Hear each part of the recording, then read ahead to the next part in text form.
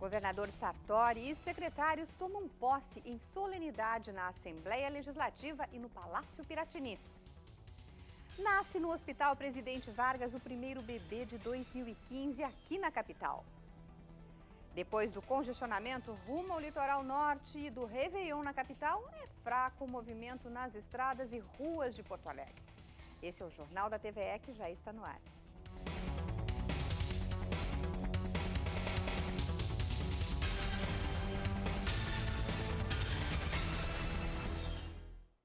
Olá, boa noite. O governador José Ivo Sartori e o vice-governador José Paulo Cairoli tomaram posse na tarde desta quinta-feira. O ato solene reuniu familiares, representantes institucionais e ex-governadores do estado. Na cerimônia realizada no Palácio Piratini, foram empossados também os 19 secretários de estado. Cerca de 2.000 pessoas acompanharam a sessão solene de posse do governador e do vice-governador do estado. Assim que entrou na Assembleia, Sartori foi bastante aplaudido. No início da cerimônia, foi feita a leitura do compromisso constitucional. Prometo manter, defender e cumprir a Constituição. A deputada Marisa Fórmulo, secretária da mesa diretora, leu o termo de posse. Em seguida, o presidente da Assembleia Legislativa, Gilmar Socella, discursou e pediu para que Sartori não entre para a história apenas como um fenômeno eleitoral, mas como homem que fez o Rio Grande do Sul voltar a ser forte. O governador José Ivo Sartori e o vice-governador José Paulo Cairoli foram empossados em uma cerimônia que durou aproximadamente 2 horas e que foi dividida em 2 momentos. O primeiro na Assembleia Legislativa e o segundo no Palácio Piratini, onde ocorreu a transmissão simbólica do cargo. Na sequência, também foram empossados os secretários de Estado. No discurso de posse, Sartori disse que é preciso resgatar na história o que de melhor foi feito pelo estado do Rio Grande do Sul, para que se construa um futuro melhor, especialmente para os gaúchos que mais precisam de ajuda. Aos secretários, Sartori disse que devem estar sempre a serviço do público e pediu que honrem a confiança depositada neles.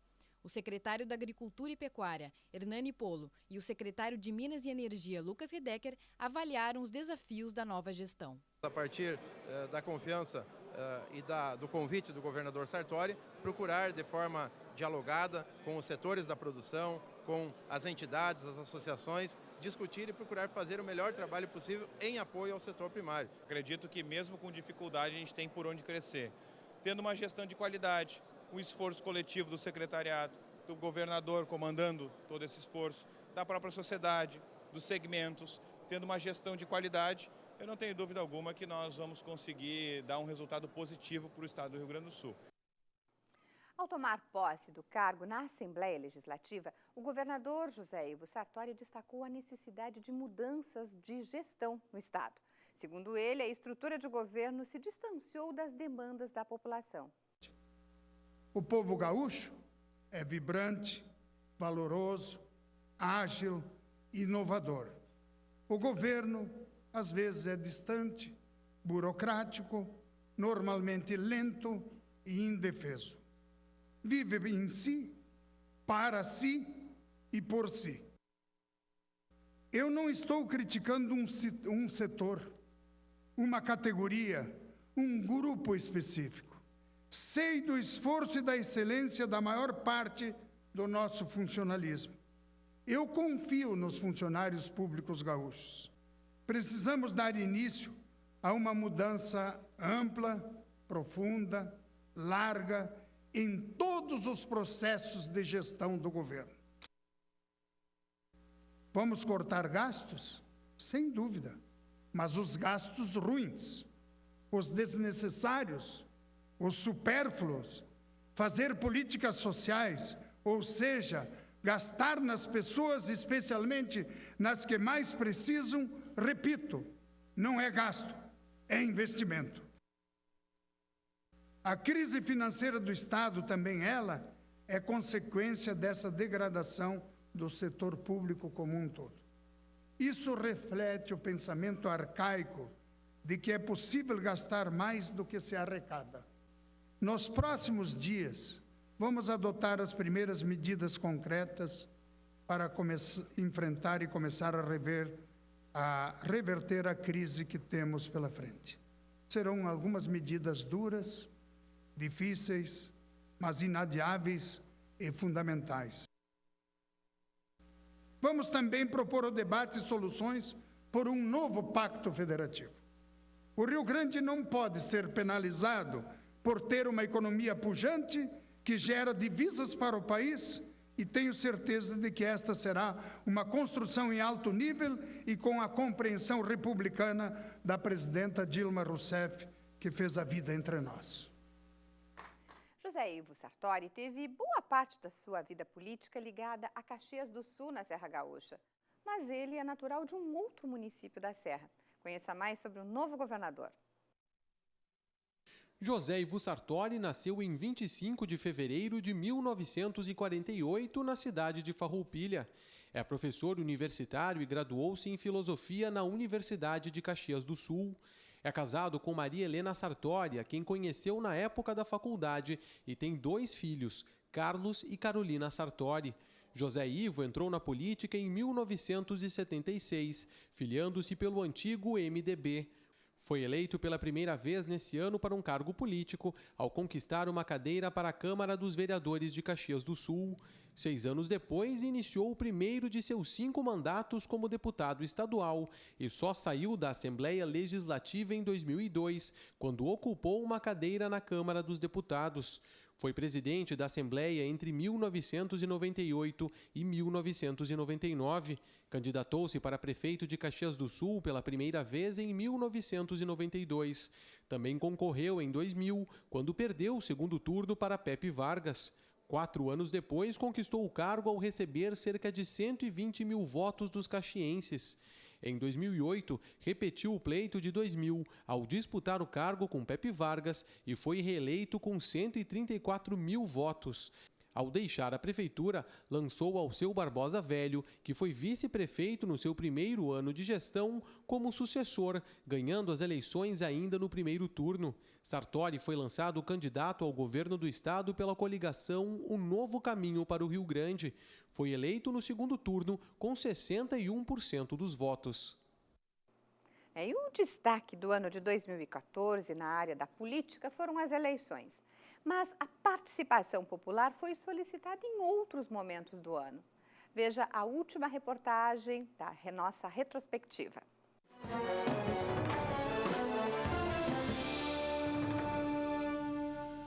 A cerimônia de posse do novo governador eleito, José Ivo Sartori, hoje, a partir das 2 horas da tarde, é o primeiro ato político deste ano. Mas em 2014, as eleições dominaram a pauta nesta área. Quando a campanha eleitoral começava a esquentar, o candidato à presidência da República pelo PSB, Eduardo Campos, morreu num acidente de avião na cidade de Santos, no litoral paulista. E no Rio Grande do Sul avança uma nova forma de escolher os representantes, o voto biométrico. O Rio Grande do Sul é o 5º maior colégio eleitoral do país, com mais de 8.300.000 eleitores. Destes, 43% votam na região metropolitana de Porto Alegre. O estado ainda possui o maior número de municípios com votação biométrica no Brasil. São 186. A cidade de Canoas tem o maior eleitorado biometrizado, com 238 mil pessoas. Votos apurados, o que se viu foi uma eleição apertada para a presidência e uma vitória mais tranquila aqui no estado. E movimentos sociais se organizaram e realizaram um plebiscito popular para questionar a necessidade de uma reforma política. Um plebiscito popular. Ele não tem valor legal, mas ele tem força política. Queremos que o Congresso Nacional aprove, que ele sim é o único que tem prerrogativa para isso, aprove um plebiscito legal. O primeiro bebê nascido em Porto Alegre em 2015 é um menino. Miguel Felipe nasceu no Hospital Presidente Vargas pouco antes da 1h da madrugada. O bebê e a mãe, a dona de casa, Carla Teixeira, passam bem. Carla deu entrada no hospital às 11 horas da noite de ontem. Miguel nasceu de parto normal aos 56 minutos de hoje, com 47 centímetros e pouco mais de 2 quilos. O bebê é o 4º filho da dona de casa. Achei que era para antes da meia-noite e, para minha surpresa, ele esperou passar a meia-noite. A gente está muito contente, na esperança, na expectativa de um mundo melhor, uma vida melhor, o melhor para ele. E Porto Alegre amanheceu vazia no primeiro dia de 2015. Uma quinta-feira com cara de domingo. Poucos carros nas ruas, pouca gente circulando e paradas de ônibus bem vazias. A rótula do Papa, entre as avenidas Érico Veríssimo e José de Alencar, estava praticamente sem trânsito. O mesmo aconteceu na Avenida Azenha. No Parque da Redenção, algumas pessoas já começaram o ano fazendo uma caminhada. Está muito bom, bem agradável. Então eu faço isso todo dia. Mantém um pouco a forma e voltei da praia para não dar muita correria na volta e achei fazer aquilo que eu faço todos os dias, uma caminhada. Na usina do gasômetro, onde aconteceu a festa da virada, amanhã foi de muito trabalho para a equipe de limpeza. Eles preferiram botar tudo no chão do que largar nos latão aí. Porque seria bem mais fácil pra gente, né? Votos para 2015? Muitos. Muitos. O que tu deseja? Paz, saúde, né? Felicidade, com certeza. E menos trabalho pra mim. E o movimento de saída de Porto Alegre rumo ao litoral também foi fraco nesse primeiro dia do ano. Esta quinta-feira foi de tempo nublado aqui na capital. Vamos ao tempo agora, então. Foi de tempo nublado aqui na capital após uma noite quente da virada do ano. O 1º de janeiro pareceu mais um dia de outono. Vamos à previsão para esta sexta-feira. Um avanço de uma frente fria deve provocar temporais no estado. Em Porto Alegre, a máxima não deve passar de 25 graus com risco de chuva a qualquer hora. Chuva também no norte do estado, em Iraí faz 24 graus. E na metade sul, o sol aparece, mas entre nuvens. Máxima de 29 graus na região da Campanha. E previsão de muita chuva no litoral norte. Em Capão da Canoa, a mínima de 22 e a máxima de 26 graus. E com tanta gente procurando o mar, rios e lagos e lagoas para o seu lazer, o risco de afogamentos aumentou nesta época do ano. Por isso, alguns cuidados são necessários para evitar as tragédias. Banho de mar, lagoa e piscina são sempre uma boa pedida nos dias de verão. Mas é também nesse período em que os casos de afogamentos aumentam. O cuidado ele tem que ser igual, tanto no mar, quanto nos rios e lagos aqui do nosso Rio Grande do Sul. Bom, a água doce, ela engana também, né? A gente vê o mar e acha que o mar é mais perigoso que os rios e lagos, né? Os perigos são diferentes, mas eles nos trazem problemas aqui para o banhista. Para evitar afogamentos, alguns cuidados são fundamentais. Não comer antes de entrar na água e não ingerir bebida alcoólica. Conhecer a profundidade do local, né? Muitas vezes o banhista ele se aventura em formação ali de fundo do rio que ele sequer sabe onde é que ele está se metendo, né? Também não fazer brincadeiras, né? Perigosas ali com amigos, né? Na água. Também obedecer à sinalização. Nessa época do ano também tem o risco do uso inadequado de fogos de artifício. O Hospital de Pronto-Socorro aqui da capital registrou 12 acidentes por este uso incorreto dos fogos.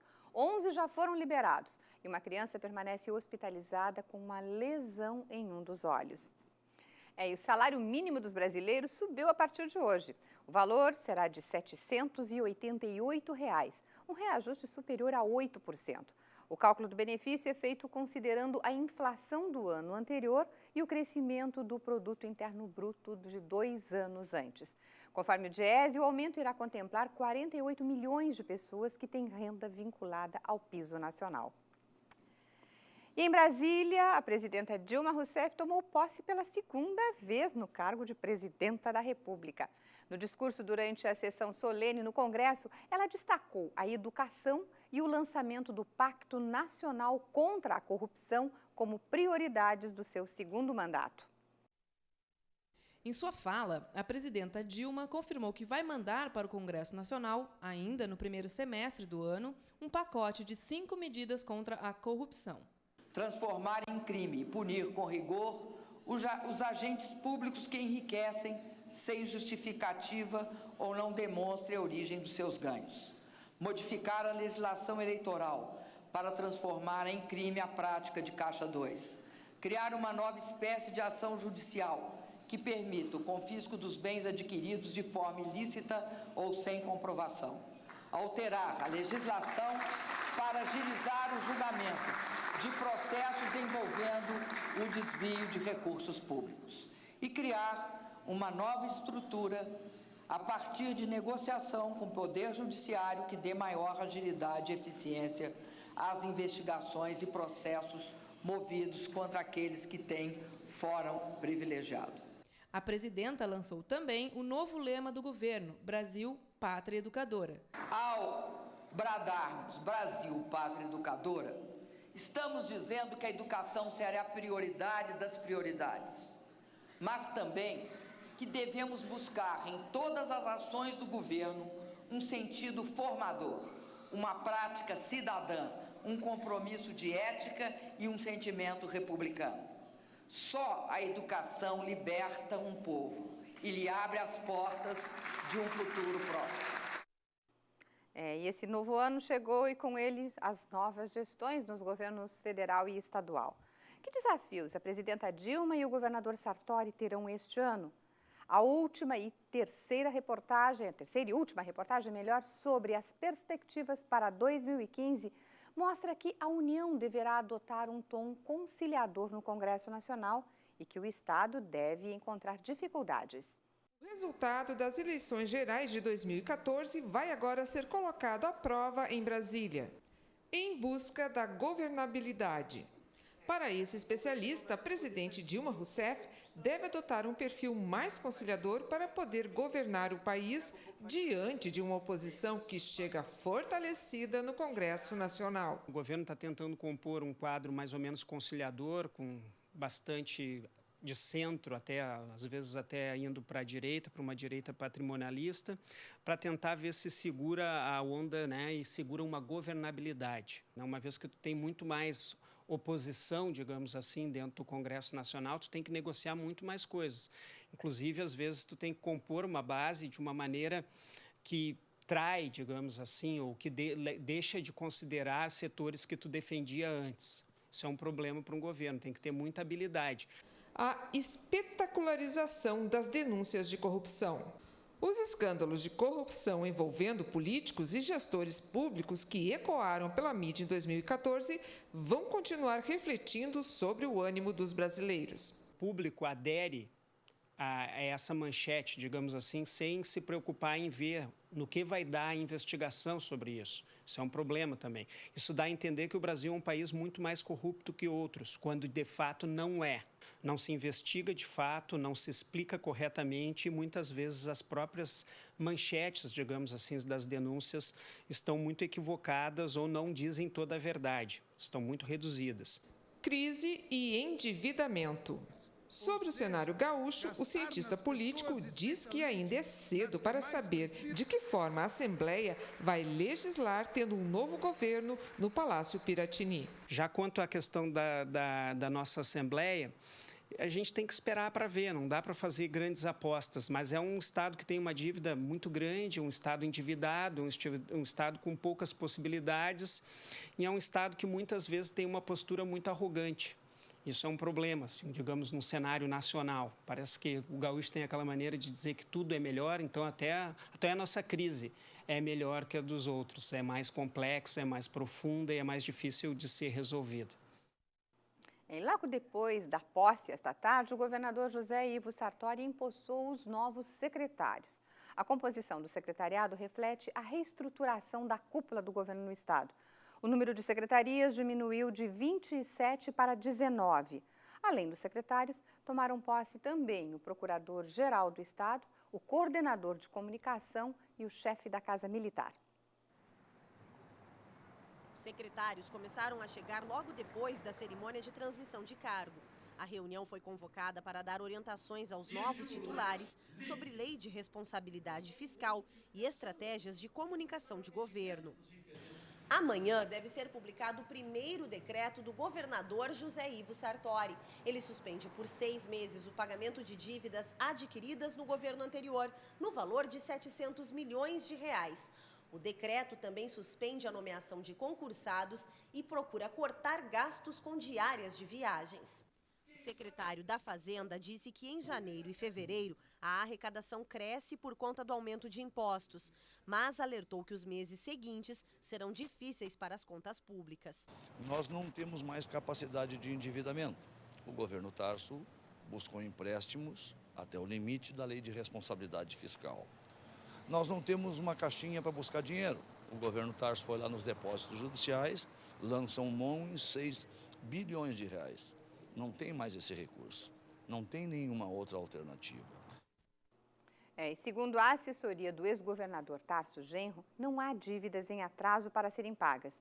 Já a renegociação da dívida do Estado autorizada pelo governo federal deve permitir a ampliação da capacidade de endividamento.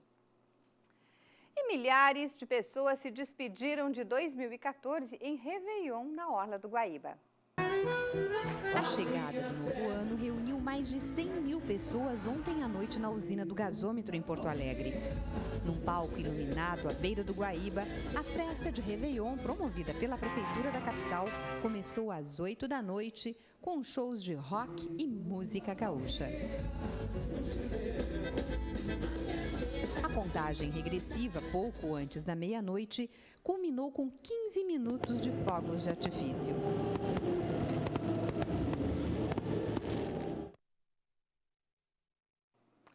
E o Jornal da TVE termina aqui. Mais informações você acompanha no Jornal da TVE, primeira edição, ao 12h30. Nós voltamos amanhã às 7h30 da noite. Uma boa noite para você e até lá.